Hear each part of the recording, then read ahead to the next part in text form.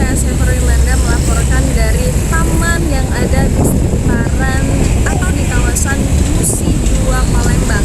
Dan saat ini kawasan di Musi 2 Palembang dipercantik dengan taman yang bisa dilihat di sebelah kiri saya banyak tumbuhan-tumbuhan yang memberikan keindahan untuk taman ini. Namun pemirsa Palembang juga dapat melihat di sini di sekitaran taman ini juga terdapat genangan air dan juga ditumbuhi oleh rumput-rumput liar, dan itu bisa mengganggu kenyamanan mata memandang taman baru ini.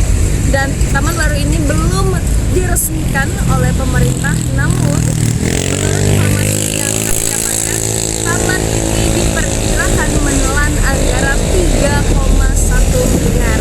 Tapi diharapkan dengan pembuatan taman ini di Kota Palembang bisa menambah ruang terbuka hijau untuk di Kota Palembang itu sendiri, khususnya di daerah Jembatan Musi 2 Kota Palembang ini. Dan ini bisa digunakan oleh warga setempat untuk sekedar berolahraga atau mengakhiri